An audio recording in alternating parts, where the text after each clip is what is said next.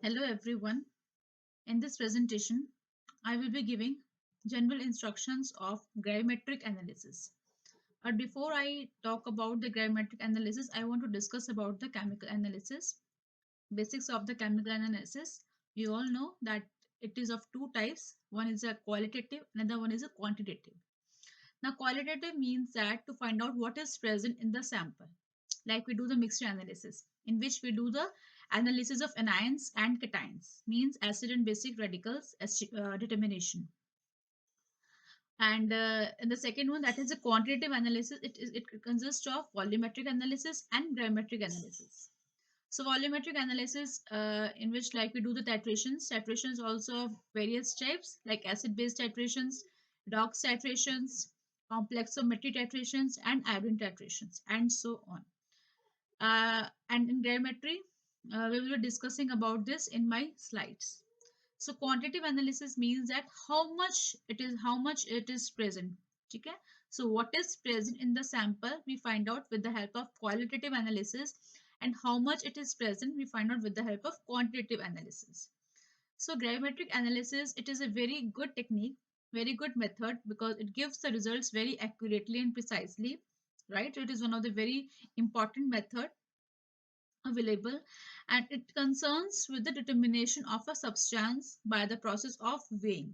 Like in volumetric analysis, you do the weighing, you find out the volume of the of the solutions used. But in this gravimetric analysis, we are concerned more with the determination of a substance weight. Weight here is more important, which you find out with the help of weighing balance. Now, the element or radical which has to be determined, it is converted into a stable compound of definite composition, and the mass of that compound is determined accurately. And after that, you can do the calculations to find out how much of the that particular element is present in the solution. Okay, so let's start more in discussing about this gravimetric analysis in more detail. So, as I have told you that the gravimetric analysis, it is a quantitative analysis by weight, and it is a process of isolating and weighing an element or a definite compound of the element in as pure form as possible. The element or compound is separated from a weight portion of the substance which needs to be examined. Then a large portion of the determination in a gravimetric analysis is concerned with the transformation of an element or radical to be determined into a pure stable compound, which then can be readily converted into more suitable for weighing.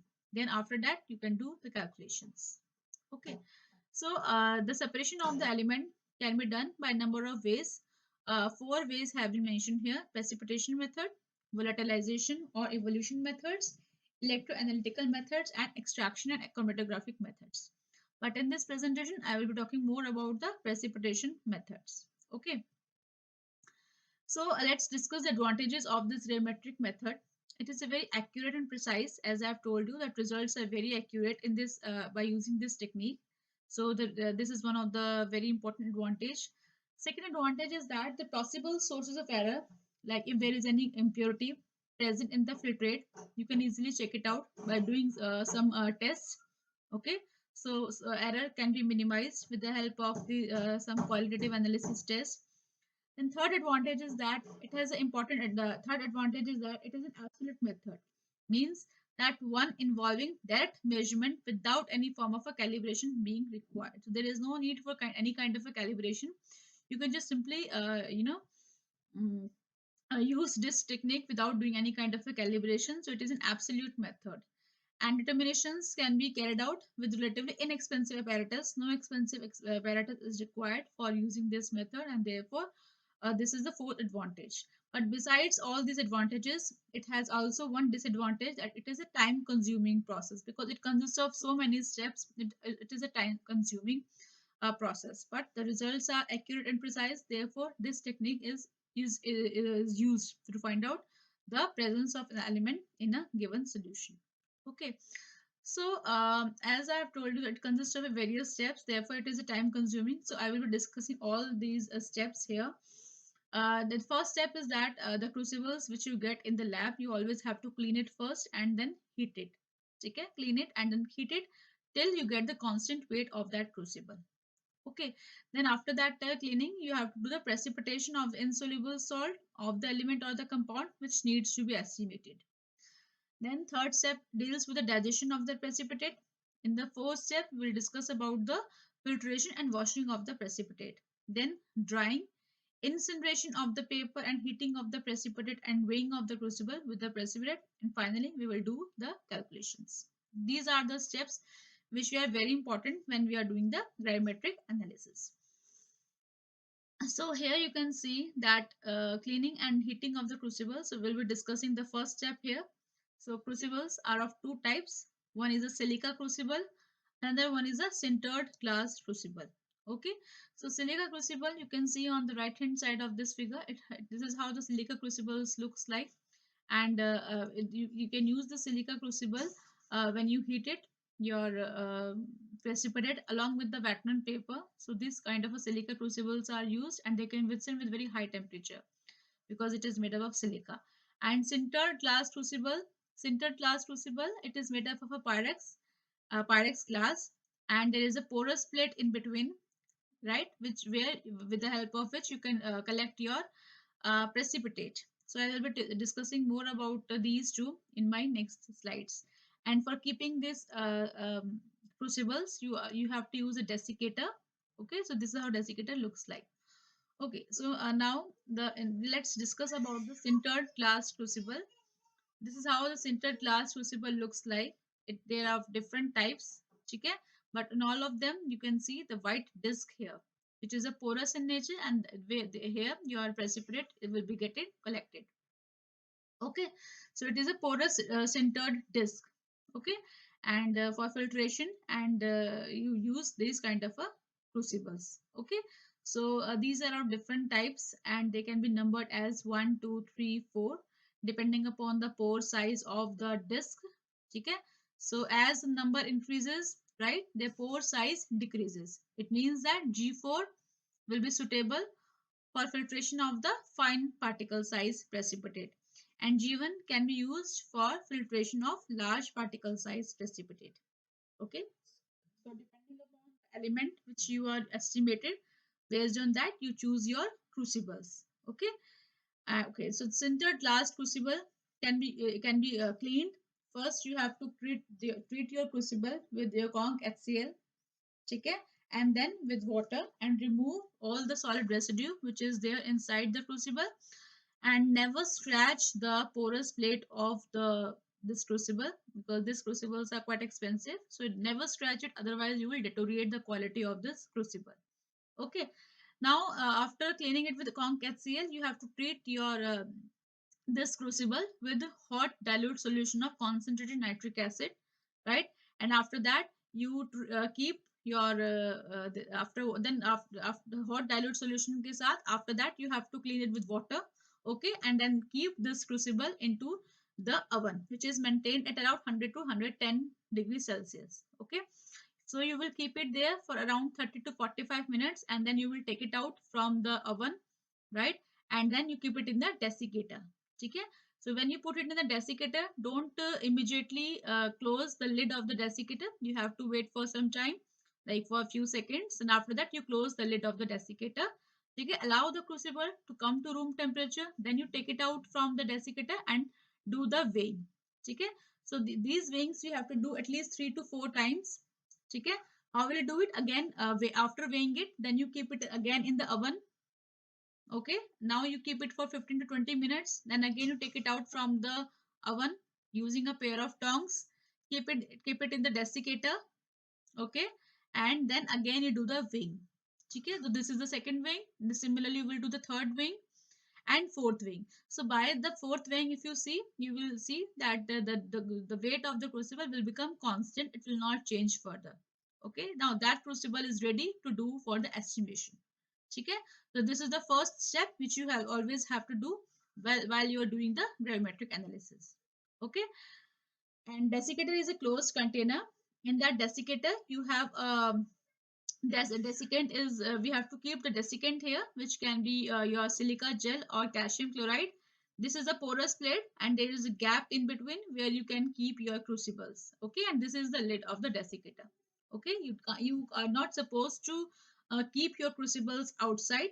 Okay, you always have to keep it in the desiccator so that it is free from the moisture and the dust particles.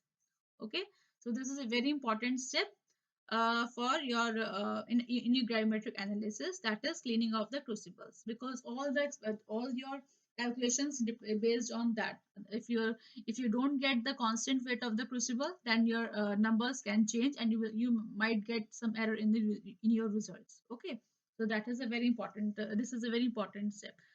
Now in the second kind of a crucible, that is your silica crucible. It is also washed first with concentrated hydrochloric acid, and then you wash it with water. Okay, the whatever the residue is there inside this crucible, you just remove it, and then you keep that crucible over the Mecker burner. This is the Mecker burner. Okay, so there are two kind of burners, that is a Bunsen burner and Mecker burner. So in gravimetric analysis, for heating the silica crucible, we use Mecker burner, not the Bunsen burner. And Mecker burner provide a temperature of around 1100 to 1200 degrees Celsius. Okay, so that much higher temperature is required, and therefore you use the Mecker burner. So you keep the this crucible, like you can see the figure number 3.2 here. You keep the crucible like this on a clay pipe triangle. Okay, and then after keeping over your clay pipe triangle, you have to heat it. Okay, for around 30 minutes, and then after that, with the help of pair tongs, you keep it in the desiccator. You wait for some time, don't close the lid immediately. Then after it cools down a little bit, then you close the lid of the desiccator. Okay, after that again you have to take the weighing when this crucible comes to room temperature. Then you do the weighing, that will be weighing number 1. Similarly, again you will heat that crucible for some time over the Bunsen burner. Okay, and then you keep it in an desiccator, wait for some time, let it come to room temperature, then you go for the weighing. That will be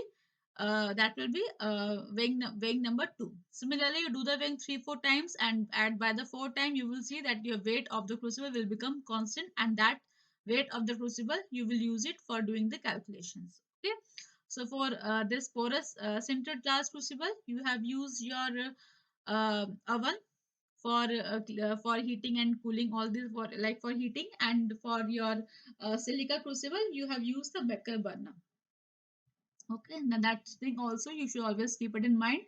And the constant weight, getting a constant weight for these crucibles is very important.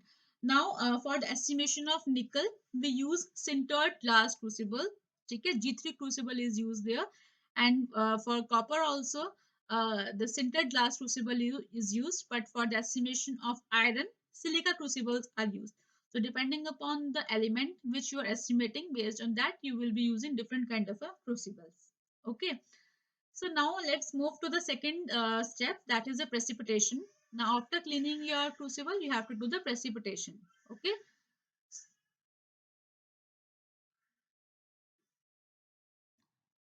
So this precipitation step, in this step, we do the precipitation of an element by using a precipitating agent, and the precipitator should be such light that there should be no appreciable loss occurs while doing the filtration and weighing. So we do the precipitation in a beaker, and by taking the known volume of the given solution in a beaker and dilute it with water, then heating is required. After that you add the precipitating agent. Okay, so before I discuss the procedure of this precipitation, I want to discuss about the conditions which are required for doing the precipitation. So first condition is that the precipitation should be always carried out in dilute solution, right? So why in dilute solution? Because it will help in minimizing the error due to co-precipitation. So in my next upcoming slides, I will be talking about the co-precipitation in more detail. But as of now, I want to tell co-precipitation means that the precipitation of impurities other than the desired precipitate. So we don't want the impurities in the sample in the solution. So we want to prevent the co-precipitation to take place, and to prevent it we do the digestion. I will talk about more in my next slides, but I want to tell that precipitation should always be carried out in dilute solution. Okay, Next step is that next condition which is important is that the reagents always should be added slowly with constant stirring so that uh, it will help in minimizing the degree of supersaturation small and growth of the large crystals, because if you add the precipitating agent very slowly, it will help in the formation of crystals which are of bigger size, and that bigger size crystals will be required so that it will not pass through the pores of the filter paper, right?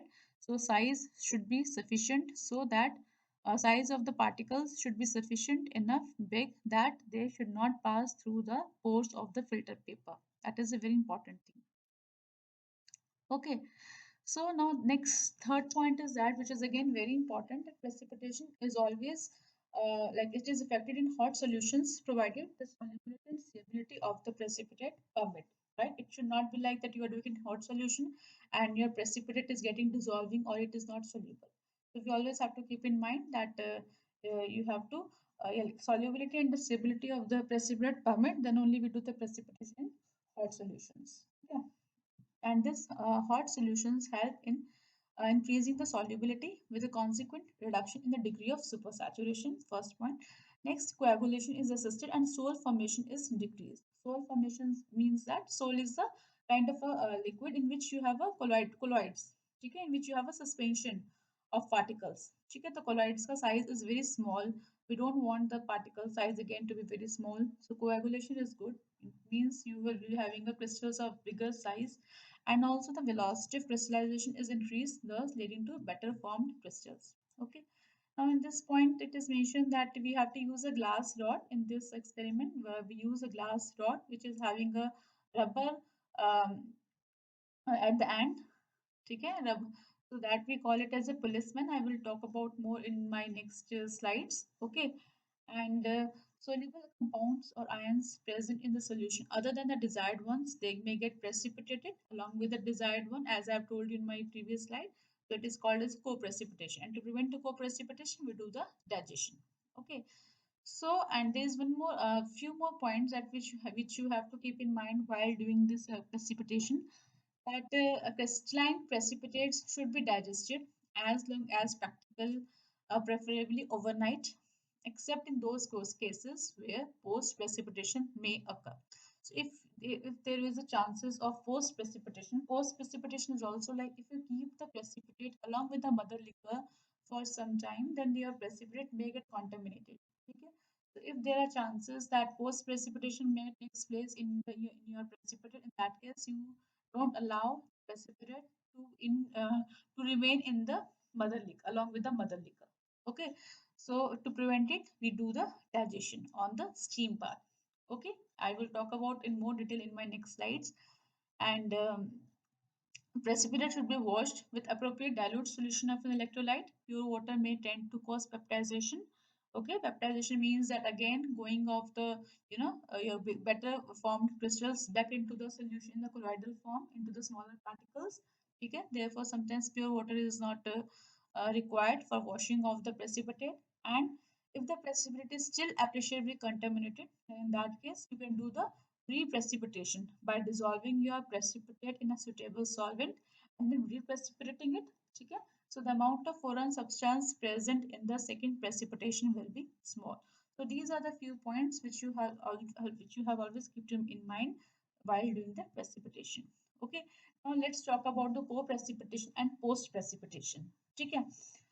So as I've told you that when you do the precipitation, your precipitate is not always pure. It may contain some kind of impurities while doing the precipitation. So the contamination of the precipitate by substances which are normally soluble in the mother liquor is called as a co-precipitation, right? So it can occur by two ways, either by the inclusion or by the occlusion. Okay.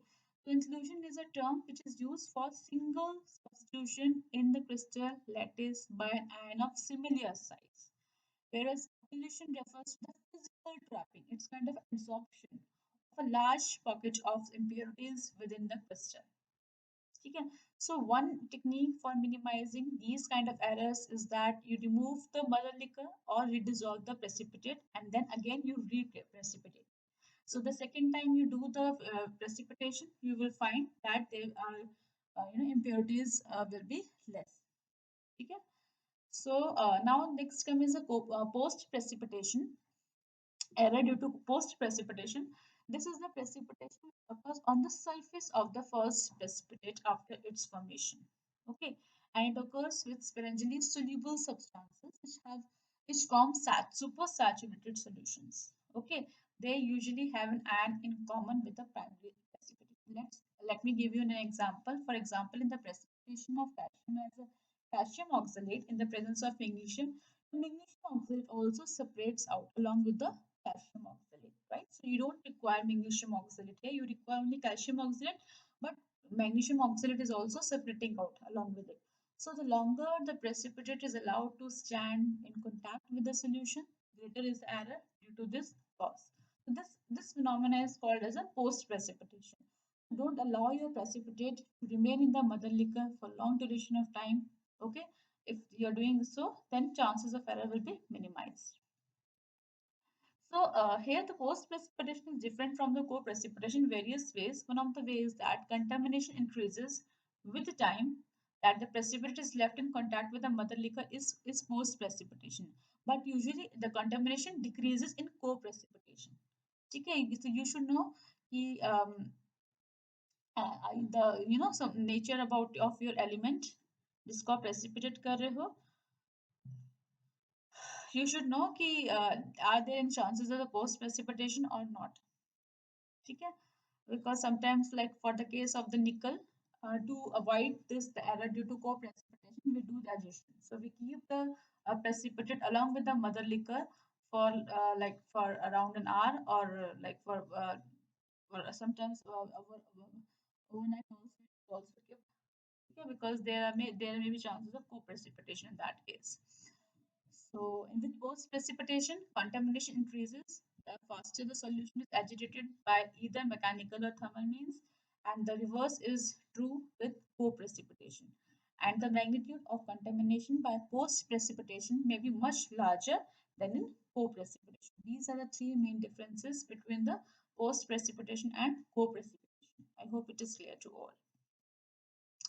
Now, to prevent the error, we do the digestion. The digestion is the next step, and it is carried out by allowing the precipitate to stand for few hours, for 12 to 12 hours at 24 hours at room temperature, or sometimes the warming the precipitate for some time in contact with the mother in contact with the liquid from which it was formed. So this is how the digestion is done over the Bunsen burner. There is a tripod stand, then water bath. Over the water bath, there are few rings where you adjust your this beaker containing your precipitate and the solution, mother liquor.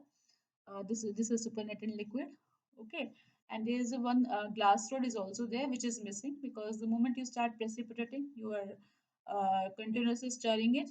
Okay, so you're not supposed to take it out the glass rod from here, but it is not shown here. But glass rod has to be there. Now, the objective is to obtain the complete precipitation in a form which can be readily filtered. Okay, so during the process of digestion, when you um, do the steam bath, provide the steam bath to your precipitate, there are two changes that may occur. First change is that the very small particles which are there in your in a beaker, they have a greater solubility than the larger ones, and after precipitation has occurred, tend to pass into the solution and will ultimately redeposit upon the larger particles. So co-precipitation on the minute particles is thus eliminated and the total co-precipitation on the ultimate precipitate reduced. Okay, this is the first point, that the very small particles which have a greater solubility, they will tend to go into the solution and they will ultimately redeposit upon the larger particles. So you have a bigger sized particles, not the minute one.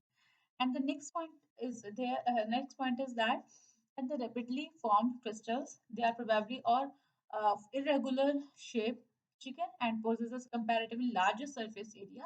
So when you do the digestion, they tend to become more regular in shape and more dense, thus resulting in a less surface area. Okay, and consequent reduction in adsorption.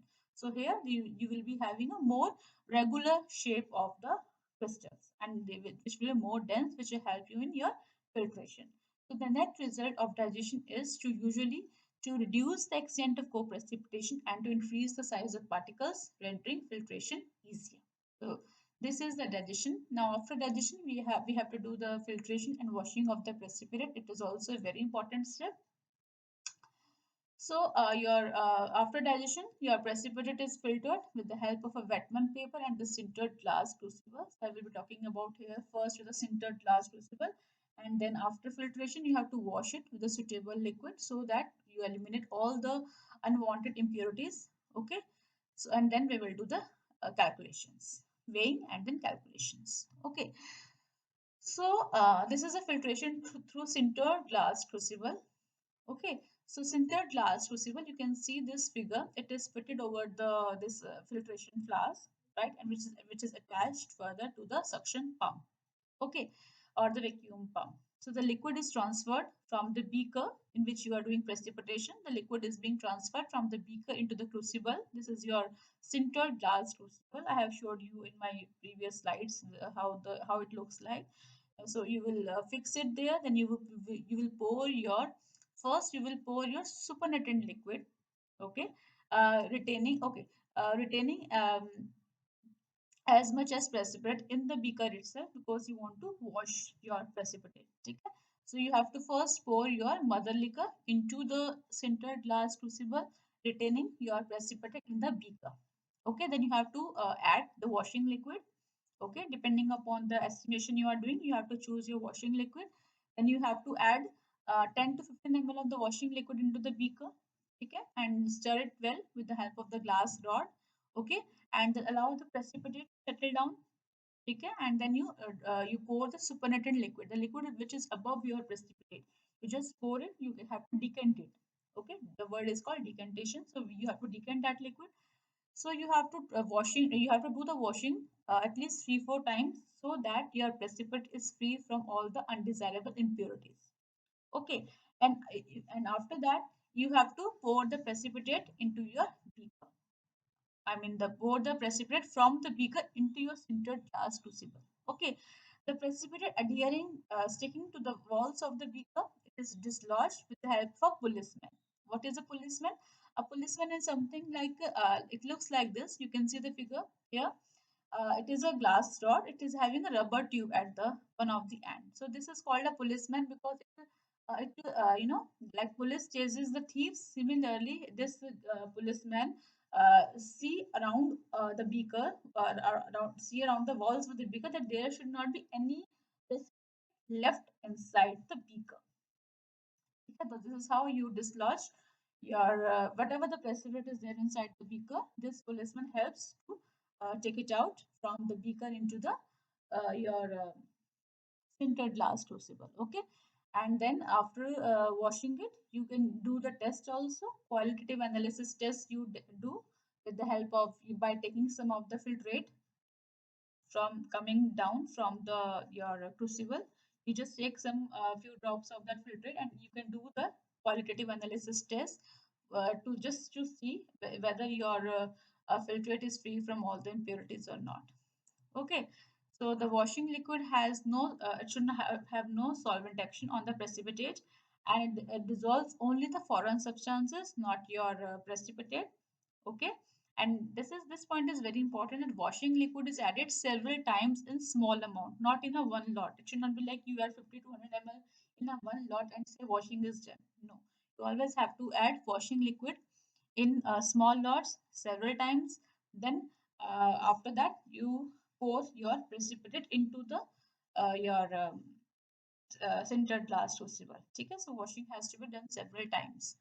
Okay, so these are the few points which you have to keep in mind while choosing your solvent for washing. Okay, so this I have already showed you. Okay, so this is the common apparatus which we generally use. Bunsen burner, we don't use it for heating our silica crucible. We use Maca burner. I have showed you the figure earlier, but these are the general apparatus. And this is how the laboratory oven looks like. Yeah, this is a desiccator which is having a desiccant. We used to keep desiccants here, either calcium chloride or silica gel. These are the this is a white plate, porous plate where we keep our desiccate. I mean your our crucibles. and this is the lid. Okay. And about more, yeah, these are the silica crucibles and the sintered glass crucibles. And I will talk about more about the drying and okay, one thing I want to tell that after taking the precipitate in your on your this sintered glass crucible, you take it out from the that filtration flask, and then you keep it in the oven at around 110 to 20 degrees Celsius for around 30 minutes. Then you take it out from there with the help of a pair of tongs. You keep it in a desiccator. Okay, and after keeping it in desiccator, allow it to come to room temperature, and then you do the weighing, right? So now you have the weighing of the weight of the precipitate, because if you separate the weighing bottle, I mean your sintered glass crucible plus precipitate minus the constant weight which you have taken initially in the first, you will get the weight of your precipitate. Okay, so this is I have discussed more about the sintered glass crucible, and about the using silica glass crucible. I will discuss more in my next video. So thank you so much. And if you have any questions, you can ask in the comment section. So thank you so much.